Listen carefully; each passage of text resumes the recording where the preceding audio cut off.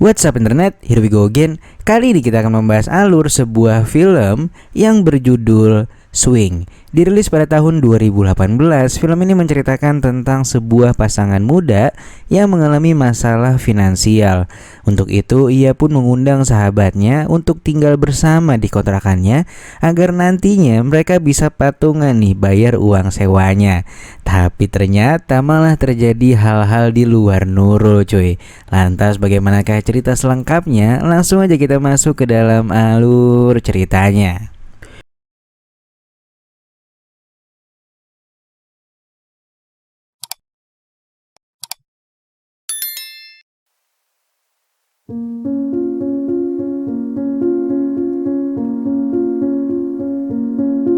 Di awal film kita pun diperlihatkan dengan pasangan muda yakni Gustavo dan juga Dolores. Akhir-akhir ini Gustavo mengaku banyak pengeluaran yang disebabkan karena orang tuanya yang mengalami sakit. Ia pun punya ide dan Dolores menyepakatinya. Jadi rencananya ia akan menghubungi sahabatnya yang bernama Pedro untuk tinggal bersama dengan mereka di rumah ini. Dan nantinya mereka akan patungan bayar kontrakannya. By the way, Dolores dan Gustavo ini udah cukup lama menikah, namun mereka belum juga dikaruniai buah hati. Meski begitu, mereka tetap berusaha dan sangat menginginkan buah hatinya itu. Lantas pada malam harinya, Gustav pun langsung memanggil sahabatnya yaitu si Pedro untuk datang ke rumahnya. Ia lantas menawarkan kesepakatan tersebut dan gak disangka mereka yang sudah bersahabat sejak SMP ini langsung menyetujuinya. BTW Pedro sendiri juga memiliki kekasih, namun bedanya mereka belum menikah aja. Malam itu mereka pun merayakan kebersamaan ini dengan dinner bersama. Tak ada masalah yang berat pada saat itu. Mereka justru terlihat makin akrab dan happy-happy aja. Kekasihnya Pedro yang bernama Camila juga akhirnya sepakat dengan tawaran Gustav dan gak keberatan sama sekali. Lantas singkat cerita, pada keesokan harinya Pedro dan Camila pun bergegas membawa barang-barang mereka dari kosan lama menuju ke rumahnya si Gustav. Dan hal ini disambut baik oleh Gustav serta Dolores. Lalu ketika malam tiba dan Gustav serta Dolores akan beristirahat, hal yang membagongkan terjadi lantaran suara indah dari Camila dengan Pedro yang sedang berpusreng itu terdengar sampai ke kamar mereka. Gak hanya itu, pada keesokan paginya terlihat Pedro dan juga Camila ini yang kelihatannya seruntulan banget cuy pakaiannya. Pokoknya dunia serasa milik berdua deh cuy. Nah di sini Dolores pun mulai khawatir kalau Gustav akan tertarik dengan Camila. Secara dari segi usia Camila memang jauh lebih muda. Gustav pun dengan sigap menenangkannya dan bilang kalau ia tak perlu khawatir karena ia bisa menjaga mata dan perasaannya hanya untuk Dolores. Hari demi hari berlalu, Dolores pun mulai agak slow nih ngelihat kelakuan mereka. Jadi udah agak terbiasa lah cuy. Lantas di suatu malam mereka berempat pun mengadakan pesta ulang tahun Pedro. Mereka minum-minum sampai gak sadar mereka berempat ini udah benar-benar teler. Karena udah gak jelas nih ngobrolnya, mereka pun memutuskan untuk berdansa ria bersama.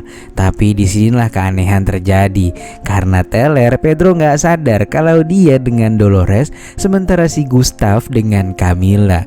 Mereka jadi tukeran gitu cuy. Dan di saat itu juga mereka justru saling melaksanakan perpusrengan duniawi dengan segala persilangan yang ada. Lantas keesokan paginya mereka pun baru sadar dengan persilangan semalam. Yang paling terkejut bisa dipastikan adalah Dolores. Dan semenjak saat itu Dolores serta Gustav jadi agak canggung dengan Pedro dan Camila. Sementara Pedro dan Camila justru terlihat baik-baik saja, seakan hal ini sudah biasa mereka lakukan.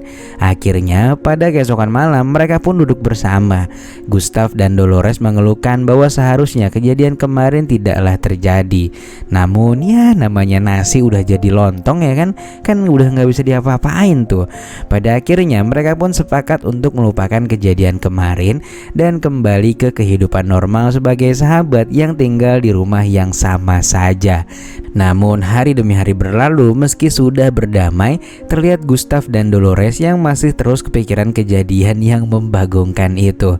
Ditambah lagi hampir setiap malam Dolores dan Gustaf mendengar suara sahabat mereka itu yang tak henti-hentinya melaksanakan perpusrengan duniawi sampai beronde-ronde.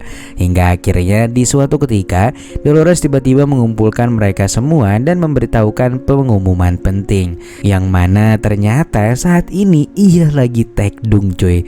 Gustaf dan Pedro pun terlihat bahagia mendengarnya. Sampai akhirnya Dolores pun menanyakan siapa gerangan bapaknya ini. Pasalnya di malam mereka bertarung kemarin, mereka semua juga sama-sama nggak pakai balon ajaib tuh. Dan seketika itu pula membuat Gustaf merasa sakit kepala yang begitu hebat sampai ia pun dilarikan ke rumah sakit.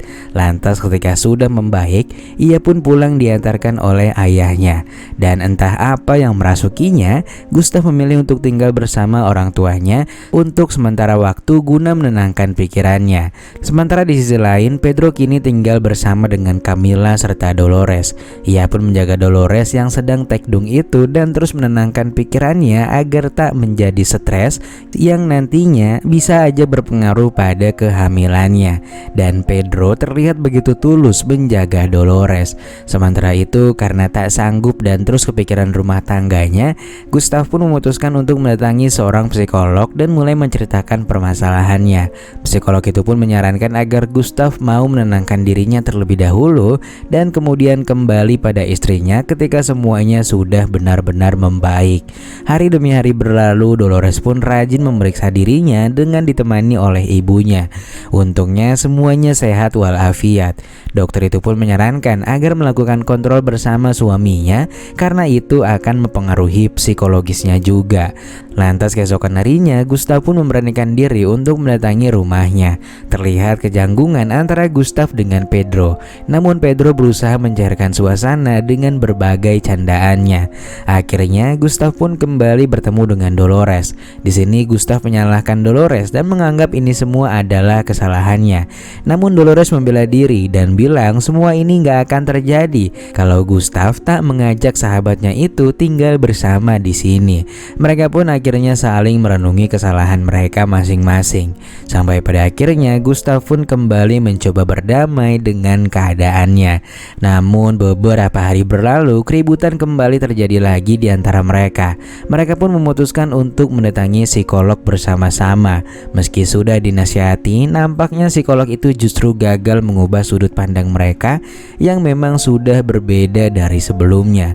Lambat waktu berjalan membuat Camila harus meninggalkan rumah itu demi menggapai karir modelingnya yang juga semakin meroket. Dan sekarang yang tersisa di rumah itu hanyalah Pedro dan Dolores. Pedro ingin bersama Dolores dan menjaganya sebagai bentuk tanggung jawab dirinya pada Dolores, meski belum ada yang tahu nih siapa bapak yang sebenarnya. Bahkan beberapa kali Pedro lah yang kini menemani Dolores untuk melakukan pemeriksaan. Lantas beberapa waktu berlalu, mereka pun mencoba untuk kumpul berempat lagi. Mereka membahas ulang sebab terjadinya segala persilangan yang ada ini, sampai kembali mengupayakan untuk tinggal bersama-sama di sini lagi. Namun di sini Camila dan Gustaf keberatan menerima kenyataan yang ada, dan pertemuan itu pun akhirnya gagal menyatukan mereka. Hari demi hari berlalu, kesibukan mereka masing-masing membuat mereka mulai melupakan apa yang seharusnya mereka jalani. Di lain sisi, kedekatan batin antara Dolores dan Pedro juga semakin kuat. Pedro begitu menghargai Dolores dan bertindak seolah-olah merupakan kekasihnya Dolores. Mereka bahkan sudah terbiasa untuk jalan bareng hingga nonton bersama. Suatu hari Gustaf diberi nasihat oleh sang ayah, meminta putranya itu untuk menurunkan egonya dan kembali pada Dolores. Sang ayah bilang Dolores membutuhkan suami serta figur ayah untuk anaknya kelak. Mendengar hal itu, Gustaf pun hanya terdiam. Lalu pada keesokan harinya ia pun mendatangi rumahnya sembari membawakan bunga. Awalnya ia bisa baik-baik di hadapan Dolores, namun sesaat kemudian Gustaf kembali tak bisa mengontrol dirinya dan menyebabkan Pedro yang mulai muak dengan tingkah Gustaf yang menurutnya sangat kekanak-kanakan. Seperti yang kita ketahui, tak hanya sekali Gustaf datang dan meminta untuk berdamai, namun sampai sejauh ini sama sekali tak ada perkembangan yang signifikan bagi mereka. mereka. Sampai pada akhirnya di suatu ketika Dolores merasakan sakit yang begitu kuat. Pedro dan Gustave pun dengan sigap membawa Dolores ke rumah sakit. Mereka benar-benar panik. Lantas sampailah mereka di rumah sakit tersebut. Dan ketika ditanya oleh dokter siapa suaminya, mereka berdua justru kebingungan. Namun ya tentulah si Gustave yang harus menemaninya. Lantas singkatnya, setelah melalui proses yang panjang, Dolores pun berhasil bersalin dan putrinya diberi nama Julia, persis seperti neneknya dulu. Semenjak saat itulah baik Pedro maupun Gustave akhirnya memilih untuk berbaikan dan menurunkan ego masing-masing. Mereka memilih untuk menyudahi pertikaian yang tak berujung ini dan fokus untuk merawat Julia kecil. Namun hal yang membagongkan terjadi, di mana Dolores ternyata juga menganggap Pedro berhak merawat Julia dan Julia bisa memanggilnya dengan sebutan ayah juga. Gustave pun gak bisa komplain karena memang selama 9 bulan ini si Pedro lah yang benar-benar bertanggung jawab dengan si Dolores. Mereka pun akhirnya silih berganti merawat Julia kecil itu secara bersama-sama.